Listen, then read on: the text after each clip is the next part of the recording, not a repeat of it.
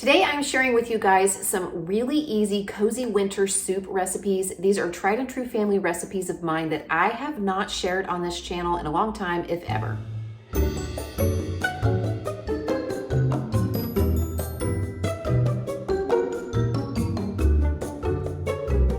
We're having a pretty decent cold spell here after a very mild December and record highs on Christmas Eve. We have dropped down into the teens and even wind chills into the single digits this week, so soup has been on the menu quite a few days. And I love soup for a lot of reasons. First of all, it's a really great way to use up random ingredients in your kitchen. I also like that I can use less meat in my soups, even when it calls for meat, or I can make completely, vegetarian or meat-free soups. I think they're very budget friendly because you can use really inexpensive ingredients to create them, and you can serve them alongside inexpensive starches like maybe just some crusty bread. But also soup is like a meal in itself, like a big bowl of hearty soup can be really filling and just totally hit the spot on a cold winter day. And we are having plenty of those. As you can see, it's like wear my beanie inside the house type cold these last few days. When I say soup, I also mean like chilies or stews, the brothy soups, the thicker soups. I'm going to share 3 different soups with you today that come from different members of my family or things that we have discovered that everybody really likes. They're kid friendly, they're family friendly. I think that they're pretty versatile. Hopefully there's something in here for everybody. So let's get started.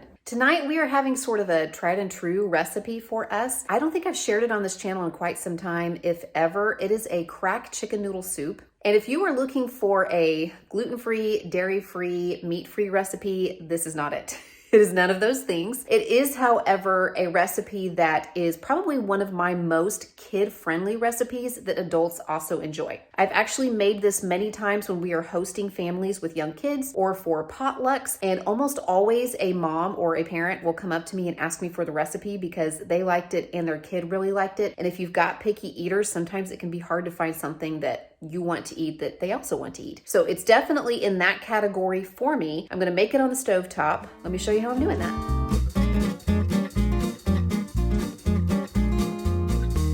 Here is what I'm using to make this soup. About 3 cups of cooked chicken. This is about 2 large chicken breasts. And I actually cooked this on the stove. I just put it in a pot of water with some salt and pepper, a little bit of chicken broth, some garlic and onion. And I brought it to a boil and I just let it cook by boiling it. It usually takes about 50 minutes to an hour, depending on how large your chicken breasts are. And mine were pretty big. So I went ahead and removed that. I've shredded it all up. You could use rotisserie chicken. You could use chicken you've cooked in the crock pot. You could use canned chicken. I just chose to go this route. 1.5 cups of milk, 4 ounces of cream cheese, that's half a block, 3 tablespoons of butter, 1/4 cup of flour. This is about 1 cup of carrots. It was about 4 small to medium-ish carrots peeled and chopped. 1 packet of ranch dressing mix, or I'm just going to use probably about 3 tablespoons of my homemade ranch dressing mix. 8 ounces of spaghetti, thin spaghetti or angel hair. I really think 8 ounces of any pasta would work in this. Salt and pepper to taste, and you also need 6 cups of chicken broth. I am just going to use the broth that was made whenever I cooked my chicken because I cooked it on the stove in a pot of boiling water with seasonings and onions and garlic. So it made this nice chicken broth, and that's what we're gonna use. Let me show you how I'm making this. Once you have your ingredients prepped, this soup comes together pretty quickly on the stove. I started by making a roux. I melted my butter in my pot and then I added my flour and I stirred that around until it became a little bit of a paste. And then I slowly whisked in my milk. And I will often heat my milk up in the microwave for a few seconds just to bring it up to sort of a room temperature, or at least so it's not ice cold, so it doesn't bring down the temperature of my pot. After the milk is combined with the butter and flour, I turned the heat down and then I added my seasoning. And I am seasoning this with just some salt and pepper, and I'm using some of my homemade ranch mix. You could use just a packet of ranch seasoning. If you want to know how I make my homemade ranch mix, I will leave a video linked in the description box that shows how I do that. I use powdered buttermilk to make that, along with some seasonings from my spice cabinet. If you're wondering where to find powdered buttermilk, I find it in the baking aisle at the grocery store. After I season this, I am pouring in my broth, which was made whenever I cooked my chicken on the stove, and I did need all 6 to 7 or so cups that I made on the stove, so you will probably want to use 6 to 7 cups of chicken broth. And then I just add the rest of the ingredients. I put in my chopped carrots, my spaghetti, my cream cheese, and I went ahead and put the chicken back in as well to help it cook alongside it, maybe make it even a little bit more tender. I'm going to bring that up to a simmer, and then I will turn the heat down to low and cover it, and I will let it cook until the spaghetti is done cooking. And as you can see, this turns into just a really creamy, delicious soup. It's sort of a take on a chicken noodle soup, but with just a little bit more of a rich, creamy flavor. So good. Now, if you have had cracked chicken anything, I know that people turn it into lots of things: casseroles, bubble ups, soup, stews, sandwiches, etc. You know that the original recipe calls for bacon, and I left that out because number one, bacon is kind of pricey right now, and number two, when I went to the store today, they were out of any small packages of bacon. It was only like big, family packs of bacon, and I just didn't need a whole lot. So I left it out, and I really feel like there's enough richness and enough flavor in this that you could live without the bacon. But I do have this package of real bacon bits in my pantry, so I'm just going to put these out, and people can maybe sprinkle a few of these on their bowl of soup.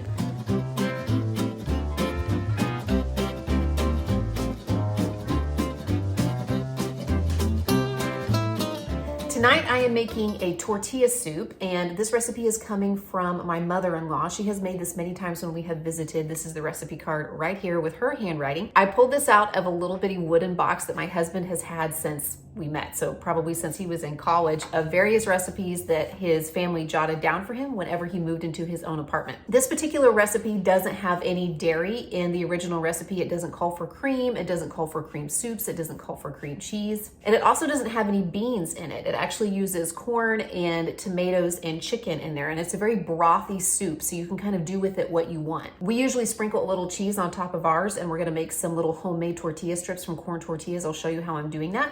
But it's pretty simple, and I'm gonna throw everything into the crock pot and let the crock pot do the work for me, and then we're gonna have a really yummy, delicious, nourishing soup to eat tonight.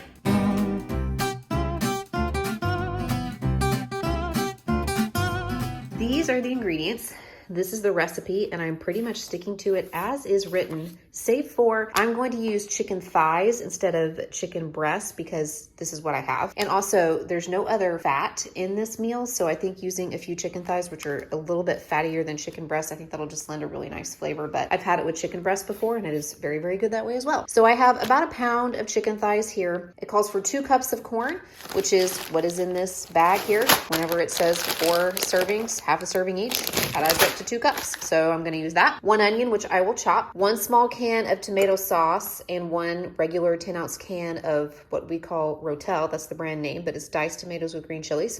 It calls for 4 cups or 2 15-ounce cans of chicken broth. I'm just going to make 4 cups of chicken broth using a broth base. To season this, it calls for 2 teaspoons of cumin, 1 teaspoon of chili powder, a bay leaf, and then 1/8 of a teaspoon each of crushed red pepper and cracked black pepper. I don't usually measure that when it's that small of an amount. I just put a pinch in. So all of that will go in my crock pot, and I'm going to go ahead and put it on high because I want it to be done in about 3 to 4 hours. You could cook this on low for probably 6 or 7 hours. The original recipe calls for it to be cooked on low, but I'm going to go ahead and bump it up to high because it's already the afternoon and we want to have this for dinner. I forgot, you're also supposed to toss in 2 cloves of garlic chopped, or that is usually about 1 to 2 teaspoons of the already minced garlic. So that's what I'm going to put in. When my mother-in-law makes this, she makes the little tortilla strips to put in this from corn tortillas, and she usually bakes hers in the oven. She'll put them on a cookie sheet and bake them at 375 for about 5 minutes, and then kind of toss them around and bake them for 5 minutes more. That's what the directions on the recipe card say. But whenever I have done this before, I have used the air fryer. So I have cut about 8 corn tortillas into little strips. I'm going to toss them into the air fryer here, and then I'm going to cook these at 375. I'm going to start at about 6 minutes and then give them a little shake partway through. We'll check them and see how crispy they are. They may need 1 or 2 more minutes, but I usually do these in the air fryer and they turn out great. My mother-in-law made these little bowl koozies or bowl holders for soup, and I thought they were so cute. She used this pattern that has like Oklahoma things on it. I also got some napkins from her with this same pattern, so you can kind of see it here. So it's got this fabric with the state of Oklahoma and just lots of different landmarks for us. And then on the back, it's got, well, this one has bluebonnets because that's where she's from, is Texas, and my husband grew up there too. But on the back of the bowl holders, and they're reversible, is the Oklahoma rose. those. Aren't those so cute? I thought that was such a thoughtful Christmas gift. We've been using these a lot. The soup is done. I took the chicken out and shredded it up. And now all that's left to do is just make up our bowls. The homemade tortilla strips are ready, and I've got a little bit of cheese to sprinkle on ours. Yummy, smells good.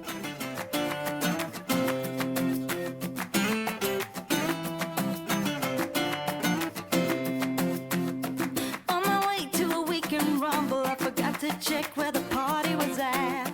Roaming around without any trouble, I began to ask everybody I met. It is a very cold day here in Tulsa, America. It is currently 22 degrees at noon. And I know some of my northern friends would probably say, that's t-shirt weather. But in these here parts, that is pretty darn cold. So I thought tonight that we would make chili, and this is a great opportunity for me to share with you guys my dad's chili recipe. I think I might have shared this before sometime on my channel, but I could not find it. It may have been a couple of years, and we've picked up a lot of new viewers since then. I know I talked about my dad's taco soup a lot, but he's also pretty famous for his chili in our family. There is sort of a secret ingredient. I guess it's not that secret because he'll share it with anybody who will ask him, but there's a special ingredient that he uses in his chili that I don't hear about other people using a lot that I think makes it special. You know, it gives it kind of a little bit of a different flavor. It's actually pretty easy to throw together. He used to make it in a huge pot on the stove and just let it simmer all day, and people could come and make themselves a bowl of it. In fact, whenever I was growing up and my friends knew my dad was making chili, they would always come over to our house for dinner that night. But we're actually going to do it in the crock pot today. I'm going to scale the recipe down so it's just going to feed our family, and it's going to be really tasty, and it's really going to hit the spot on a cold, cold winter day. As I said, I am scaling this recipe down so it will be enough for our family for about 6 to 8 servings of chili for tonight. I will go ahead and type out my dad's original recipe and leave it in the description box, but it makes a lot of chili if you're going to make it his way. So I am actually only going to use half a pound of ground beef, and what I'm going to do with the other pound, you'll find out in another video, but I'm only going to use half this pound of ground beef. I'm using a can of chili beans and a can of kidney beans. You could sub whatever kind of beans you want, but you'll need 2 cans to make it in the size that I'm making it, the size of the recipe that I'm making. My dad does not drain or rinse these. He puts them directly into the recipe with the liquid that's in the can. I need 3 of these small cans of tomato sauce, but unfortunately I only have 1. So what I'm going to do is use this can, and I'm going to use a can of tomato paste plus 2 cans of water to equal out what I would have needed in tomato sauce. But you could just use 3 small cans, or you could use, you know, one of the 15-ounce cans plus a small can. You know, basically 3 cups of tomato sauce is what you're needing. Now, this is the secret ingredient that I talked about, or the not so secret ingredient. My dad uses turkey smoked sausage, and what he does is he will put it into the food processor and pulse it a few times so it makes it into like little bitty pieces.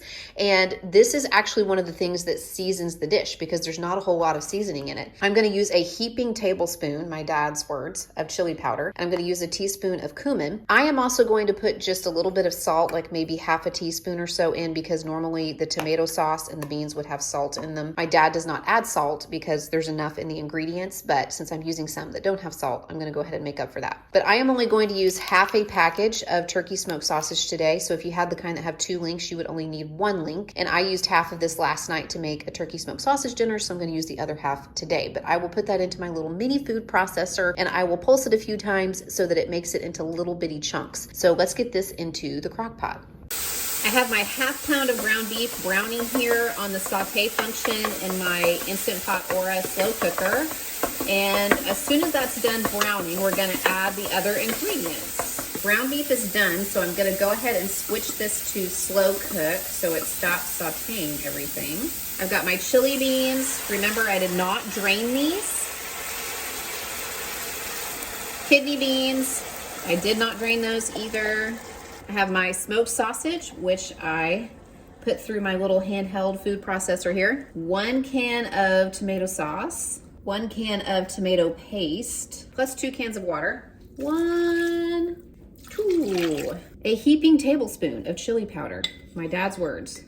That was probably not quite a heaping tablespoon, but, and then really just like probably less than a teaspoon of cumin. I'm gonna give that a stir and pop the lid on and let it cook on low all day long. Oh, I forgot. I said I was gonna sprinkle just a little bit of salt since some of the ingredients were sodium free. You could skip that step if you're trying to watch your salt intake, but there is no other salt besides what's in the ingredients in this recipe.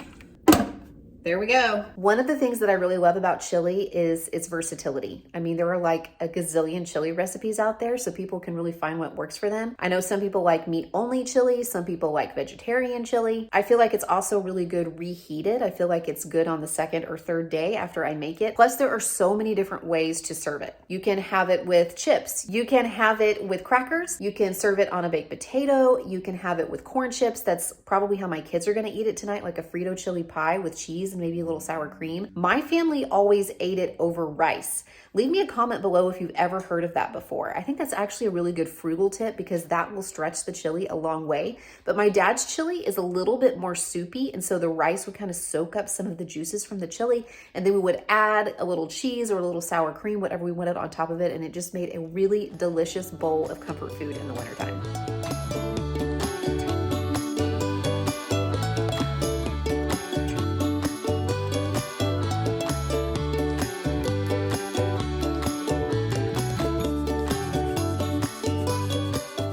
Thank you guys for watching. I'll be sure to check in again with another video soon. Bye.